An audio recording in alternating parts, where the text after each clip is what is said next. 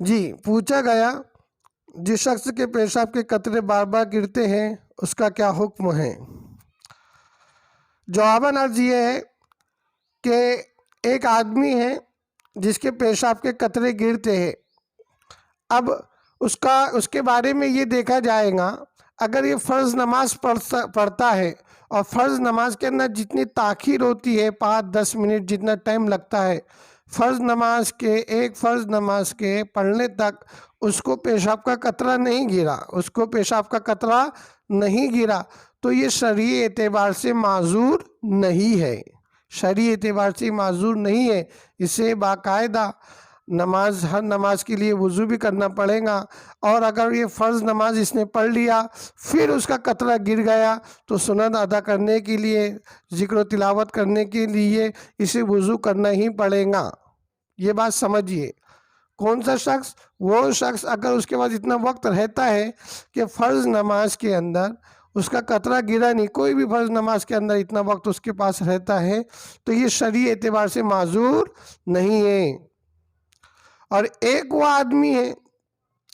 آدمی ہے جس کے پاس اتنا وقت بھی نہیں ہے، وضو کیا، فرض نماز کی نیت بہانا ہی تھا، بار بار پل پر یعنی ہر منٹ 2 منٹ کے اندر قطرہ گرتے جاتا ہے، اور فرض نماز کے اندر بھی اس کے اندر اتنی طاقت نہیں ہے کہ وہ قطرہ رک سکے، آٹومیٹک گر جاتا ہے، فرض نماز کے اندر بھی بار بار گر جاتا ہے، تو ایسا شخص شرعی اعتبار سے معذور کہلایا جائے گا. ایسا شخص، 2 شخص ہے، سمجھیے آپ بات کو.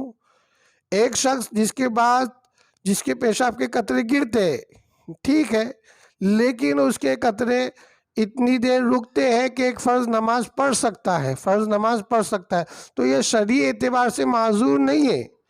ایک دوسرا شخص ہے جس کے بھی پیشاب کے قطرے گرتے ہیں، لیکن اگر وہ فرض نماز میں بھی اس کے اتنا ٹائم نہیں ہے کہ ایک فرض نماز وہ پڑھ سکے، بلکہ فرض نماز میں بھی اس کے قطرے گرتے جاتے رہتے ہیں، تو ایسا شخص شرعی معذور ہے. اب ایسا شخص جو شرعی معذور ہے، جس کے پاس وقت نہیں ہے کہ ایک فرض نماز بھی وہ پڑھ سکے، فرض نماز کے اندر بھی اس کے قطرے گر جاتے ہیں، تو اب وہ کیا کرے؟ تو شرعی اعتبار سے اس کے بارے میں یہ کہا گیا کہ وہ پیشاب اچھی طریقے سے طہارت کر لے اور اس کے بعد وضو کر لے. وضو کرنے کے بعد اب بطور مثال عصر کی جماعت کے ساتھ نماز پڑھنا تھا، اب اس نے وضو کیا، وضو کرنے کے بعد عصر کی نماز پڑھا. اب یہ جو ایک وضو کر لیا عصر کی نماز کے لیے، اس کے اندر جتنی چاہے اتنی عبادتیں کر سکتا ہے.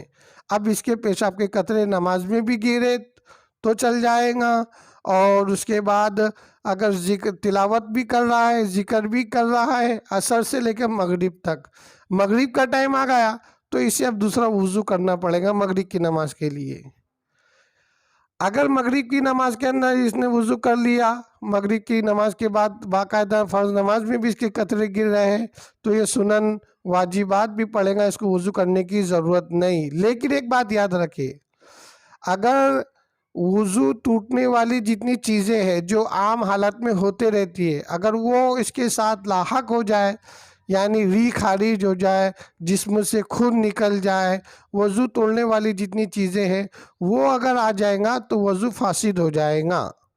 یعنی معذور، شرعی معذور کے اعتبار سے جو شخص مانا گیا، اگر اس کے پاس وقت نہیں ہے فرض نماز پڑھنے کے لیے، باقاعدہ فرض نماز میں بھی قطرے آتے ہیں، تو وہ ایک وضو سے فرض نماز، سنتیں وغیرہ بھی پڑھ سکتا ہے.